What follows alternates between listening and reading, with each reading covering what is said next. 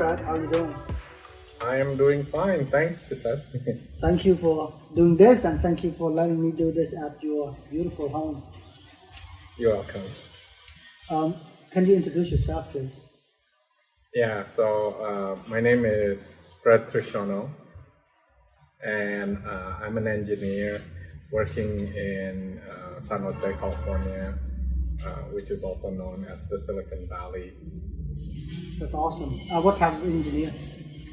So currently I am working on a role that's called product test engineering Okay. at Facebook. Yeah. Wow, that's awesome. How long you been there? About a little over 2 months. Okay. What is a product test engineer? So just a quick description of it is like when you let me just describe it from how like from the use case of it. Like when you design a product, right? To turn that design into something that you can manufacture and then eventually sell, there are many processes as well as different stages that has to take place. So a product engineer is one that help coordinate all the different steps. Okay.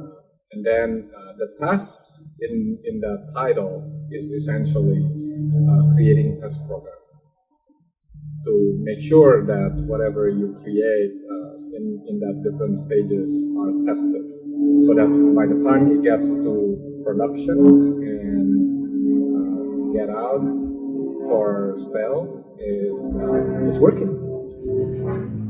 No, that's awesome. And what do you need to know to be a good product test engineer? Yeah, I think it's just by the description of the job, right? It'll be helpful if you know a lot of things. Maybe not necessarily an expert, but you should know fundamentals. Like first, like product. Like you should know that your product. Yeah. So if your product has a camera, has a microphone, has the touch screen and whatever, and all the application software, you should know how each one of them works. And coupled with the test role, then you really need to know how to incorporate some software as well as some hardware to test them. So yeah, it's a lot of fundamental knowledge and some specialty to work software on how to do testing. Interesting. Wow. Let's talk about your background and the career path. What is your ethnic background? So I am originally from Indonesia. I came here to study undergraduate, and I also have later on as I went to work, I also completed my master degree in computer engineering. And what was your major in your undergrad? Undergrad was electrical engineering. And why did you pick that? I think it's just at the time that was the field that seems to be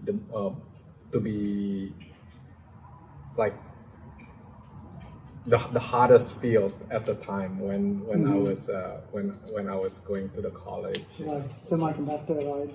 Yeah. And so, what was your first job after college? So after college, I think my first job was actually product engineering. Oh, okay. Yeah. Kind of similar to what you're doing now. Kind of, yeah. Kind of. Minus the test aspect. Oh, I see. Yeah. I see. And yeah, let's kind of how kind of walk me through your career a little bit. So, how long you spent in that job, and what took you, from that job to your career now? Okay, so yeah, so maybe I touch a little bit over my earlier years, and Yeah. then my more recent years. Right. So at my earliest years, I was a product engineer for about 4 years, Yeah. and then after that, I did software engineering, like a hardcore software engineering for a couple of years, Oh wow. and then did some infrastructure, right, and integration work, and came back to work on test engineering, and then machine learning, and then now back to product test. How interesting. So before now, Facebook. Where did you work at before coming to Facebook? Yeah, before Facebook, I was with NVIDIA. NVIDIA, another big company. How long were you with NVIDIA? I was with NVIDIA for many years, a long time. A long time. Yeah. And what was your role there? I hop around product test and machine learning roles. Interesting. Yeah, so I hop around between those roles. You mind telling us just broadly, what kind of products or product categories you were involved with when you were with them? Yeah, so in my earlier years, the product was GPU, which is graphic processing units. And then I got involved with a product called SoC, which is system on chip. So system on chip, you basically have many different functions in the chip. Right. Yeah, and then I moved to do board. So all this chip, right? You put it onto a board. Right. And after that, I also got involved in the development of system products. So like a phone, for example, is a system, or a server, that's also a system. And then toward the end of my involvement at NVIDIA, I was doing machine learning. Yeah. And the product on machine learning, I guess, is a lot of it is just programs and like test program and methodology and process. Any of those products out in the market that you can name that you were involved with? Yeah, so for the GPUs, I think NVIDIA is very famous for GPUs, right? And everybody can look for GeForce, for example. That's one of the brand that's very popular. Yeah. And then on the SoC project, their brand is called the Tegra products. Yeah. Like one of the embedded system is that I think a lot of people are using for even for development it's called Jetson. Jetson. Yeah, I think that's awesome. Those are all great parts. And were you just an individual contributor, or did you have a team, or were you in a leadership role? So so at NVIDIA, I moved quite a bit, right? And at some point, I was a manager of like several people, like a team, Yeah. So, and then now I'm an individual contributor. Okay. Now, when you were a manager, obviously you had experience hiring folks, right? Especially engineers. What do you look for when you hire an engineer? Yeah. So typically, I think people typically I'm looking for people who are eager to learn, and of course we also screen screen the people through a series of technical questions. Single and questions. Yeah. just to make sure that they're competent. So we like competent and likable and eager to learn. I see. Curious for an entry-level position as an engineer at a top firm in Silicon Valley. What would be the salary range? I think the range is very wide. You can For entry level? Yeah, it's very wide, and this is probably information you can find in the internet. I see. Okay. And let's talk about some myth in engineering field. We see that the technology field is kind of dominated by males. How come there are not enough females? And can women be good engineers? Yeah, definitely. Yeah, definitely. Anyone, I think, including girls, right? It's just unfortunate that, like what you said, that there's less girls in this field. I think it's part of it is just because the fact that the field it's kind of like popularized for boys, also kind of like makes girls a little jaded, but engineering is definitely a field that girls should consider. It's good to know. And a lot of countries in the world, even the United States itself, we lack engineers. We don't have enough engineers, and there seems to be more and more demand for engineers. Why is that? Why are kids or people kind of intimidated by computer science or engineering? Why do you think that's the case? And what do you think can be done to get more people into this field? I think it's more like the world is kind of like always short of good engineers. Good engineers. Yeah. Right. So like even in some place where there's a lot of graduates, right. like engineers graduates, like if whoever wants to get onto the field, if they don't like it, right. and that'll be like the first thing that's becoming kind of like the filter. So like I'm not entirely sure if this is a problem because the job's there, the need's there, right? Yeah. But the jobs always look for good engineers. What is a good engineer in your mind? So I think, like, just to put it simple, is really just somebody who can get things done, right? It's like, I think that's essentially what we do, like even in life, not necessarily in engineering. Like if you have some issues and then you want that to be fixed, right?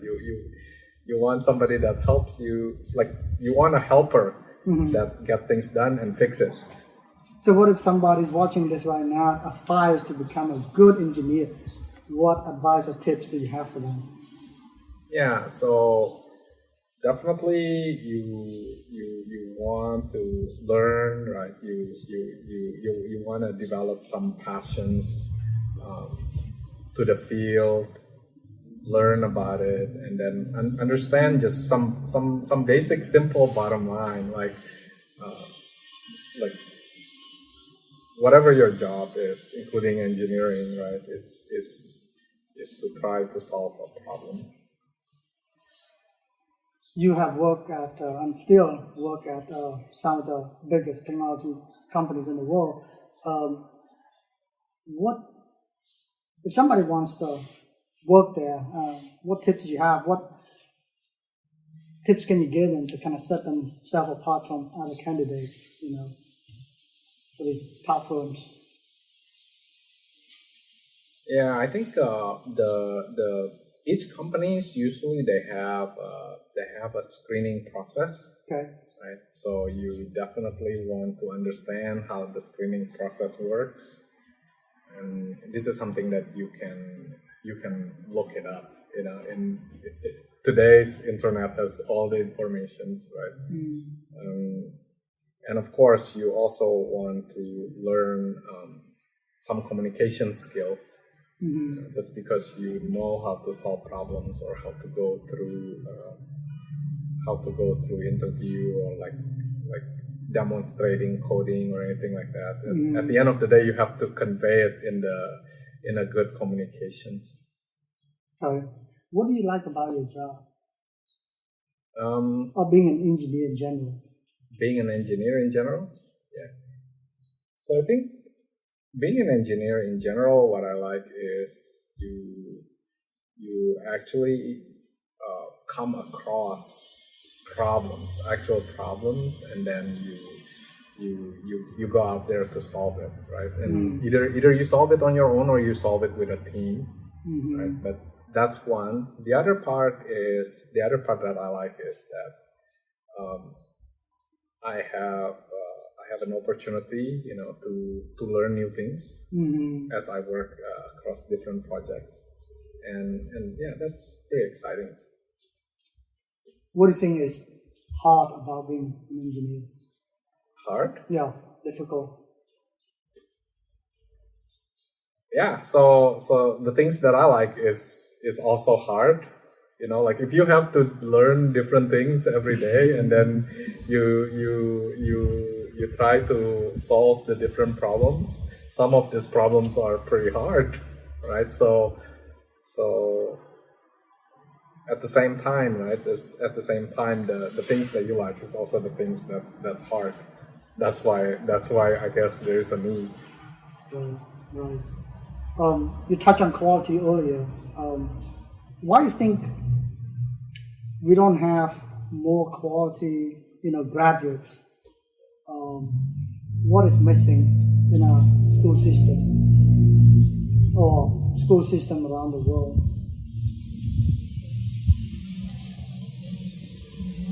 I don't know around the world, right? But I think in US, again, I'm definitely I'm not the most qualified person for this kind of question, right? So again, this is just an opinion. Exactly. Yeah. So I think it's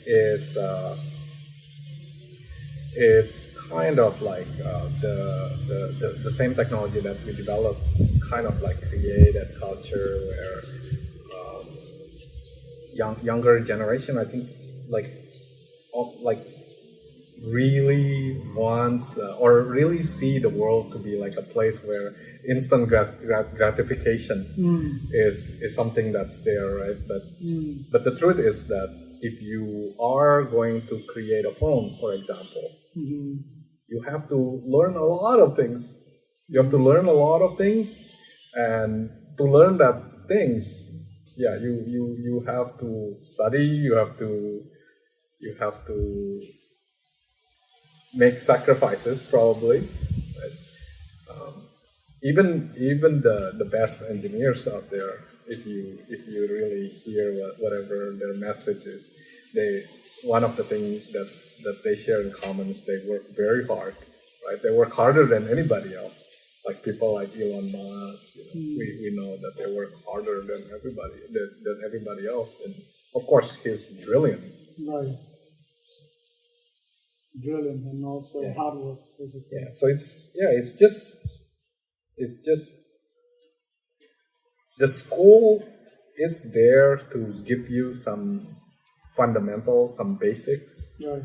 But when you come to the real world, you still have a lot to learn, and yeah, it's yeah, just a lot of things still to learn, and sometimes you also have to be lucky, like if you come across opportunities and you work with some people, like some companies or some people that allow you to build yourself and your skills, that help.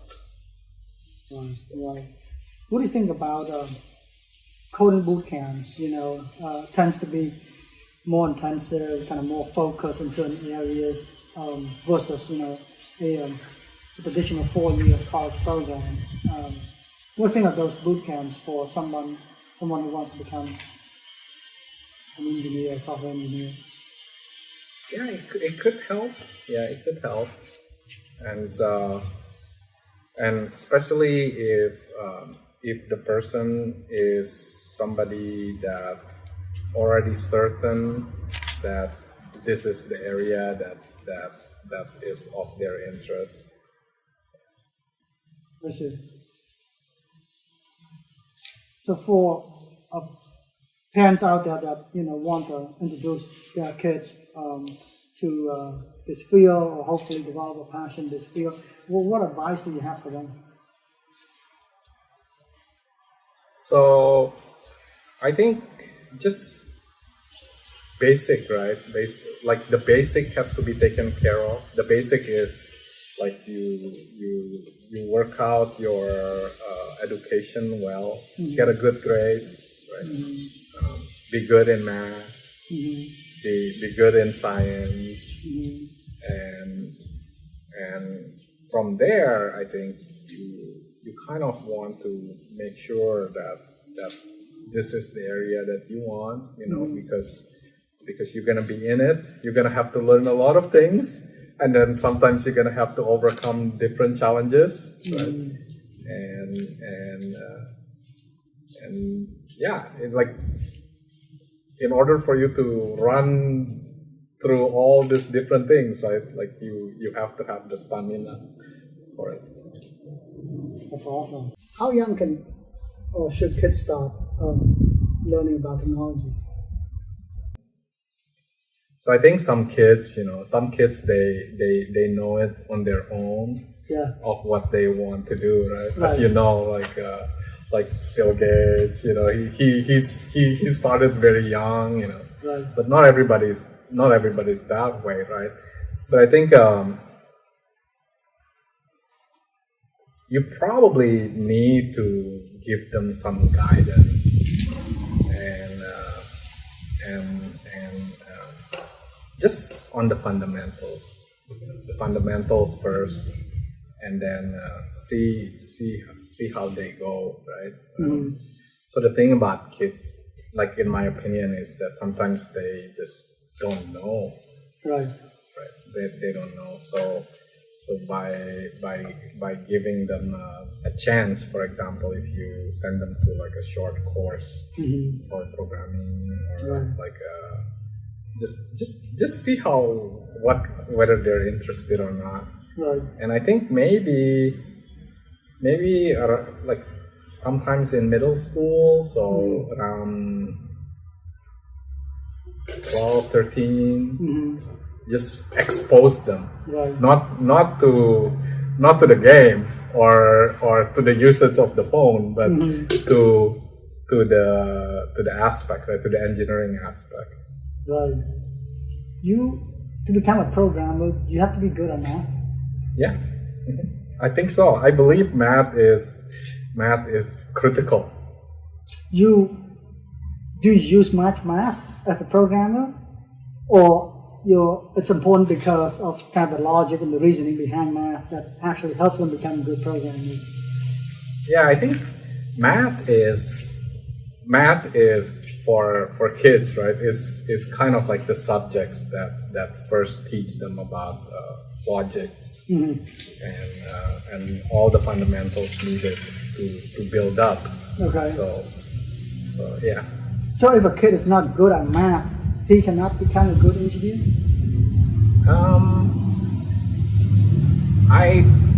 I wouldn't say that. I wouldn't say that, because engineering also has so many different fields. Right. Right. There's so many different fields in engineering. Let's just say programmer. Like if it's programmer, I don't. Yeah, I think this math question is not a must have to be good on this. It's more like it helps. Okay. Yeah. So I know like some people who came from the background of liberal art, for example, and then they wanted to explore programming, right? And they became successful. I know some people like that. And also what does that mean, like being good in math? What does that really mean? Does it mean that you get an A or you get a very good grade all the time since you were young, right? But what if the kids are actually inside very good with math, but they just don't care about getting good grades? Right. Yeah, I think it's not you don't have to be good in math in the sense of yeah. Let's talk about just the field of programming for kids. Where should they start? I mean, it's just so big. What technology should they start learning? What advice do you have? I think this one is also one that's not so easy to answer. Right, because even in programming, there's so many different things out there, and for people to generate interest toward the field, they can come from different angles, like I know that I started out doing programming with. Back then was with Visual Basic. With Basic, actually, I'm sorry, it's with Basic. Okay. And then moved to C, right? But I know like nowadays kids can learn programming through like graphically rich type of environment, right? And there are companies like, what is it called? I don't know. There's so many different ways you can do this, and yeah, it's I don't know if there is one answer that will fit to this question. Okay. If you could start over, what would you have done differently, if anything, to kind of prepare yourself even better for a career in this field?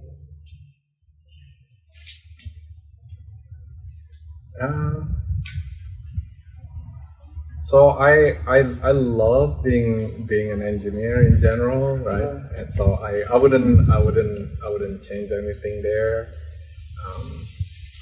But maybe I would try to learn a little bit more about liberal arts to complement the engineering skills, right? The engineering learning.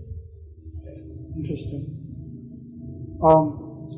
Last question, for viewers that are interested in this field, obviously they're interested as why they're watching. What advice do you have for them, for these people that aspire to become, engineers? Yeah, so I think it's stay curious, right? Develop a passion to learn, and at some point do projects, and kind of like try to be applicable, like whatever you learn, don't keep learning and not applying. That's kind of like you don't really learn until you apply, right? and keep challenging yourself. Got it. Well, we cover a lot. So thank you so much, Fred. This has been super helpful. And thank you for sharing your thoughts and experience here.